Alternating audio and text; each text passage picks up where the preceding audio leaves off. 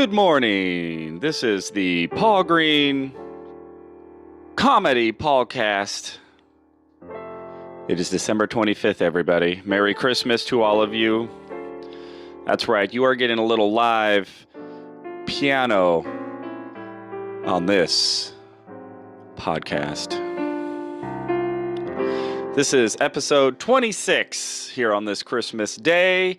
I hope you are all having a wonderful Christmas morning. To all of you out there celebrating, those who have kids, I hope you saw the joy in their heart. If you don't have kids or they're old, I hope that you are feeling merriment and joy and glee and happy blessings and lovely Christmas joy to everyone, everywhere. So why do I have a piano in my little podcast room here? So I had this idea for a Christmas video that I was going to post. I pretty much just rewrote the lyrics to Christmas Time, from Charlie Brown. Had to do about comedy all year and yada. And I filmed the thing. I was wearing kind of a suit. And I filmed it. I started putting it together, and I just didn't like it. I don't know. It was, I don't know what it was. It just was not really what I was. I don't know. It wasn't really funny. It was a little too authentic, a little too cheesy. Now I can be kind of cheesy. I do have that sort of emotional sensitivity where sometimes I just like to be authentic and I don't want to feel the pressure to make people laugh. I just want to be me. And at the end of the day, I just, I didn't want to post it, so I didn't. But I have not moved my piano out of my podcast space just yet. So here it is. So maybe I'll just do a little bit of accompanying. I'll do a little. This is the Paul Green Comedy Podcast Jazz Lounge Hour. I hope you're all doing well out there. On this Christmas day, let us remember all of the blessings that we have. So, well, here's how my Christmas started out. It started out technically at about 9 p.m. last night. So my next door neighbor has this very delightful dog, and by delightful I mean a dog that, if it wasn't illegal and wrong, I would love to, let's just say, never hear that dog ever again. So this dog, I don't know when this neighbor moved in. It's been a couple of months, and there just has this dog, and nonstop, all day, every day, barks so loud, and will just bark sometimes for hours until the neighbor lets him in and takes care of him. And it's just turned into one of those situations to where it's like really all day, every day. And then it just gets so frustrating. And then it's like, what now we have to deal with this because the neighbor obviously is either unaware or doesn't care enough or whatever. And what? So now it's just something like, do I go write a letter? Do I go knock on the door? Hey, by the way, shut your dog up. Do you call the police? It's like, it's just an ordeal now, which is just so annoying, and you have to deal with it. Um, and so last night, it was so bad. It started at about 8, 9 p.m. This dog just started yapping. I look over, I see that the neighbor's car isn't there. So the neighbor isn't even home. And this dog is just relentless. I had already bought, so a few days ago, I went and bought one of those humane ultrasonic dog barking silencing things where, every time the dog barks, it triggers an ultrasonic sound that only the dog can hear, and it's supposed to annoy them and shut them up. And so I bought one of those, and the dog just barked through it for last night in particular for about 4 hours. It started at about 8, 9 o'clock and did not stop. Did not stop. And so around midnight, 12:30, I actually called the non-emergency police line to file a noise complaint, which just makes me feel like a total Karen. I mean, I hate being that neighbor. I'm so chill. I am so chill. But this has been going on for 2 or 3 months, and now it's Christmas Eve. I'm trying to relax, and I have to deal with for hours and hours and hours and hours, and it's right next door, and it's like the dog is literally just in my left ear. It is just pure insanity. So, I just called the police and I said, I don't even think the neighbor's home. What can be done here? And they said, well, we can file a complaint and we can send an officer out there to see if they can make contact with the neighbor. And um, I'm like, okay, that's fine. So then at about 12:30 a.m., so it's now technically Christmas morning, Santa's out making his rounds. I actually go outside and I'm like, how wide does this dog's bark span? Like, how far can I walk down my neighborhood and still hear this dog barking? And literally, as I leave my house and I start walking down the street, I see the neighbor drive up the street. And so I'm like, oh, well, she's coming home now. Great. And so she gets out of the car, and I was trying so hard to be cool.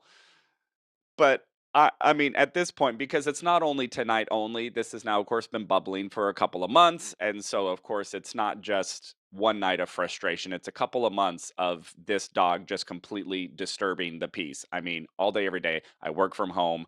It barks. It has started barking as early as 7 in the morning.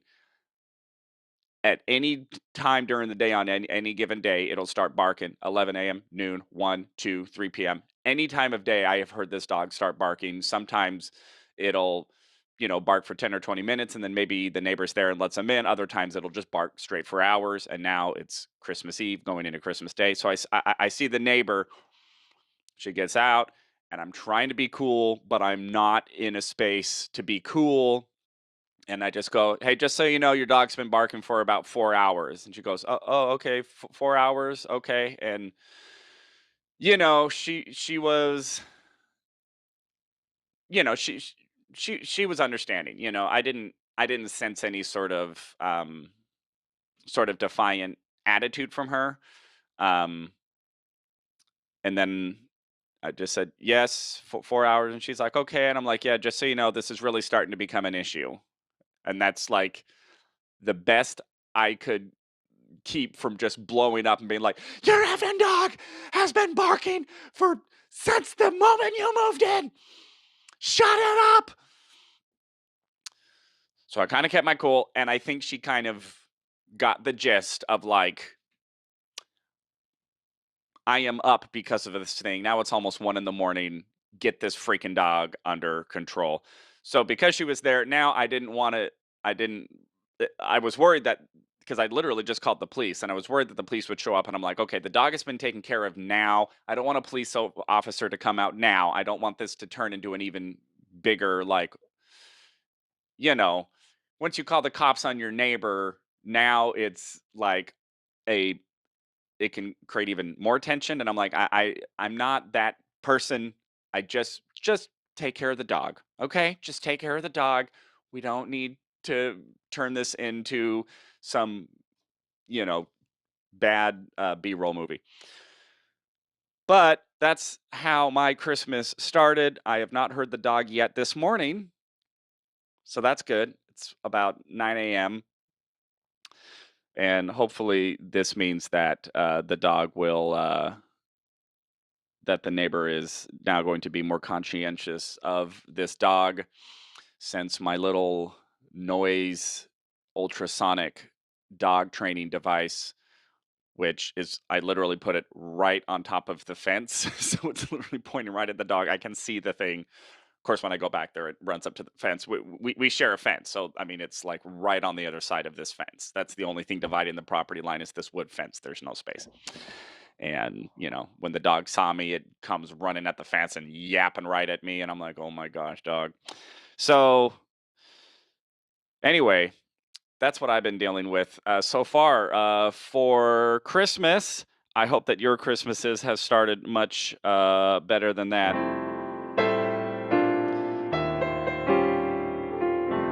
So,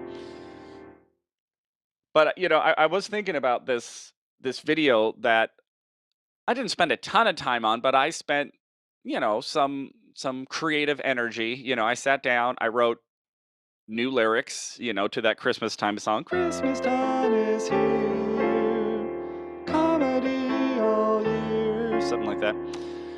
And so I wrote the lyrics. I brought my keyboard from downstairs up here. It's a heavy keyboard. I set it up. I was wearing a certain outfit. I like, I have this blue screen behind me. I cropped out the blue screen. I found this background. I started editing it together. And, after all of that work, I didn't really like it. And it's interesting what happened to me in that moment because, and this is sort of the point that I wanted to express to all of the artists out there who's probably had a similar experience of, I created this thing, but do I actually want to present it to the world? I know that's pretty ambitious to assume that the world is watching, but put it on the internet for anybody to consume. And there's a couple, there's a couple sort of competing philosophies that I was sort of debating against. The one philosophy is like, hey, I created this, just put it out there and let whoever likes it like it. Whoever doesn't like it, they'll just skip it. Or in case of, of course, there's uh, all of the trolls out there who will potentially lambast it.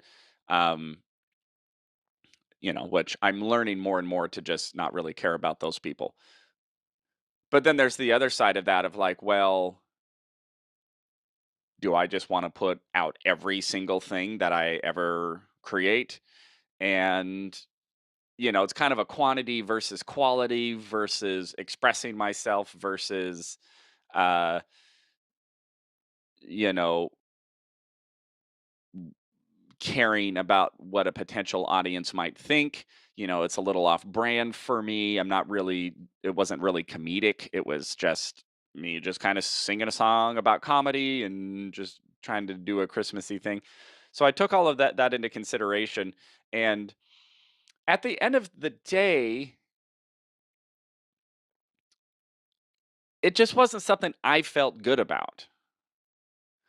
And not good in terms of um like a moral goodness, just in terms of, yeah, I just don't feel like this is what I want to put out to the world, this little video. And it's so funny because it was a 60-second, 50-second video, which would, in the grand scheme of things, mean nothing. It's not like it was going to go viral for being great or viral for being so abysmally bad.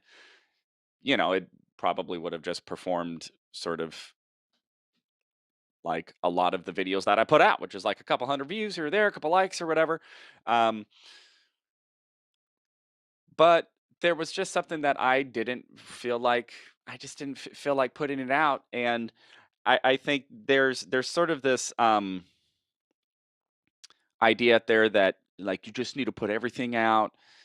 You just you need to try everything and just create, push, push, push, push, push. And I think there is some validity to that. But also at the end of the day, you don't have to do anything.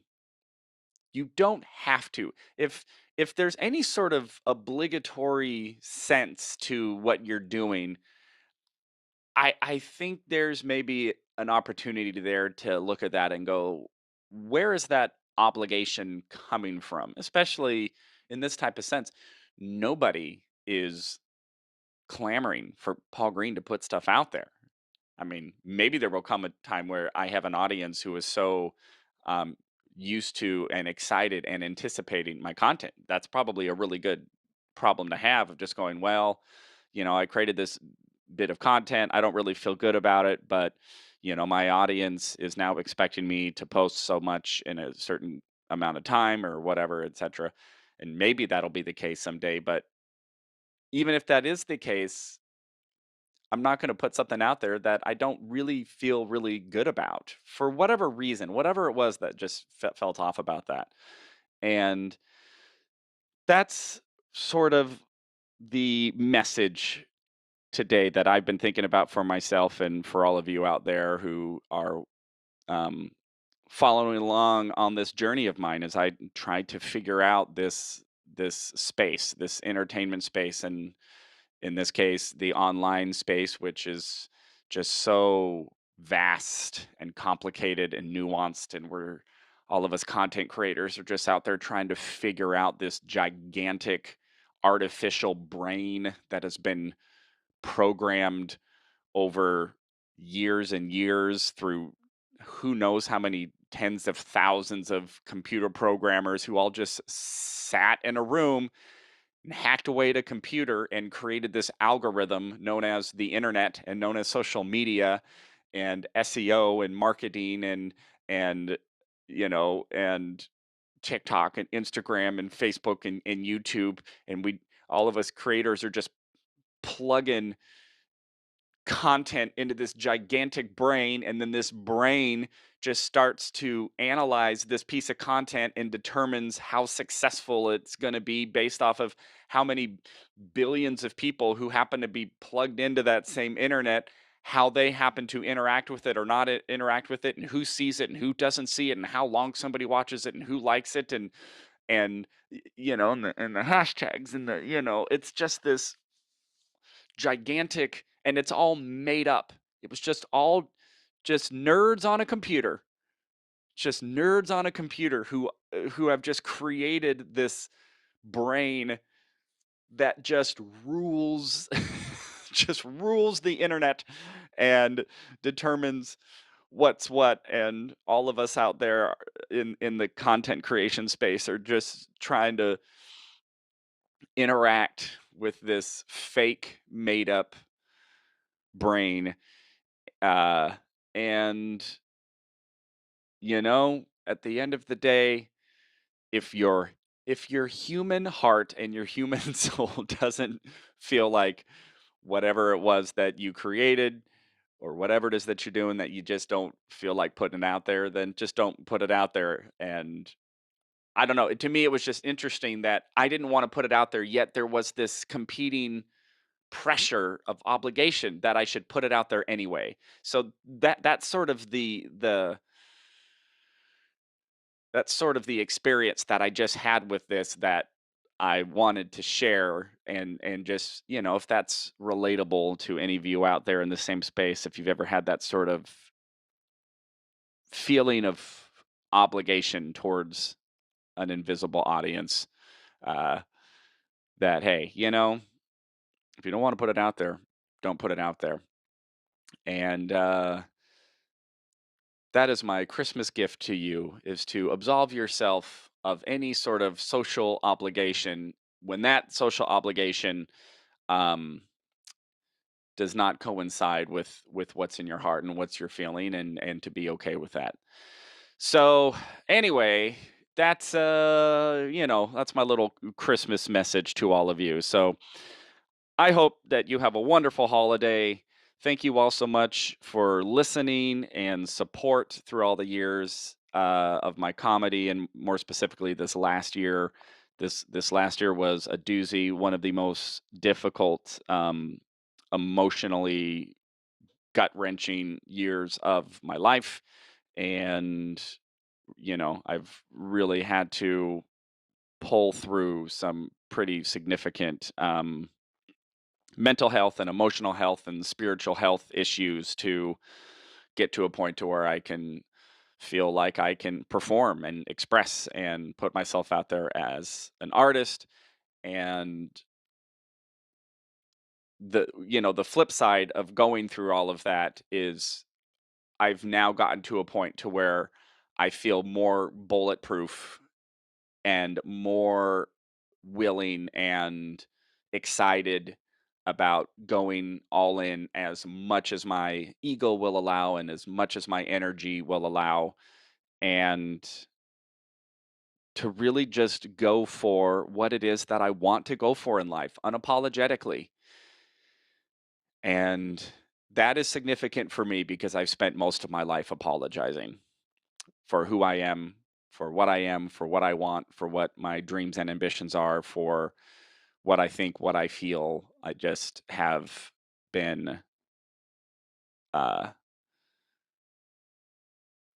v- just very, just feel like I'm in a constant state of issuing an apology just for Paul Green being Paul Green and for all of the people who have convinced me or tried to convince me throughout my life, organizations, cultures, people, religions, that for whatever reason, me just being me is somehow not right. And I need to apologize for it.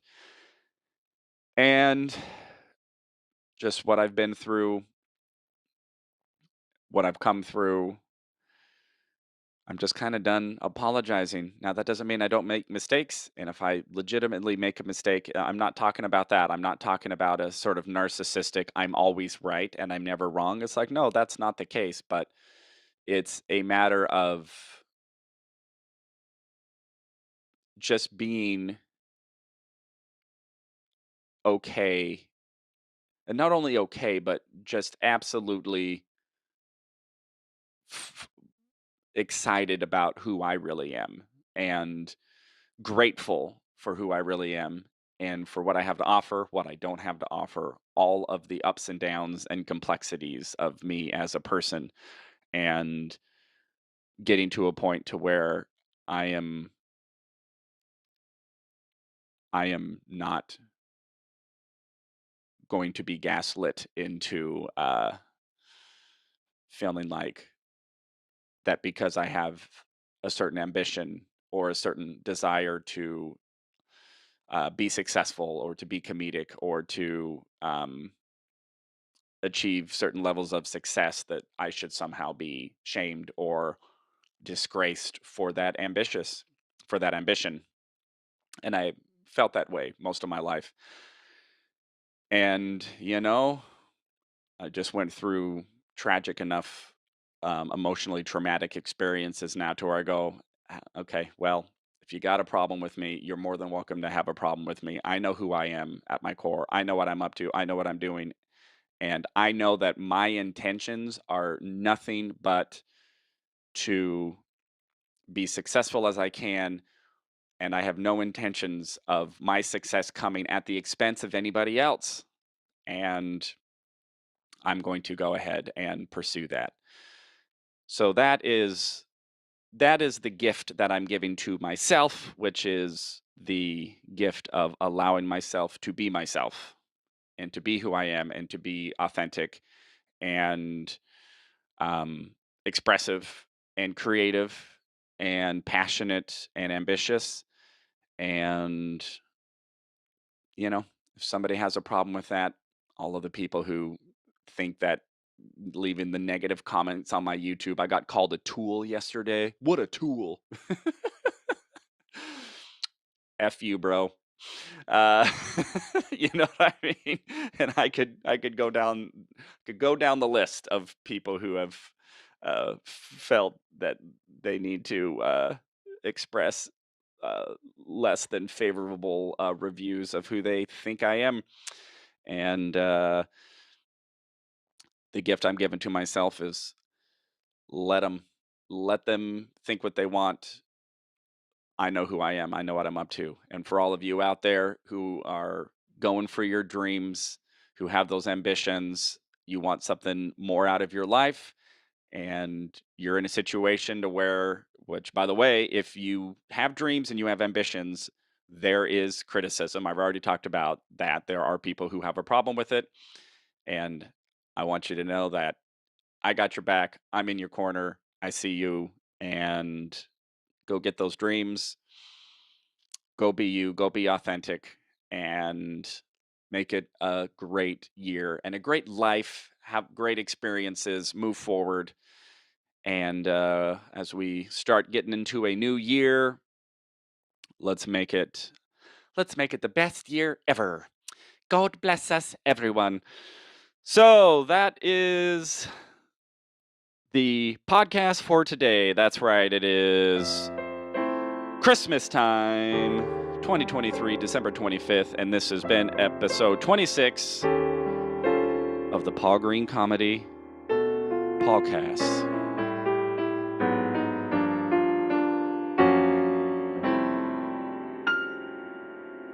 Have a Merry Christmas, everyone.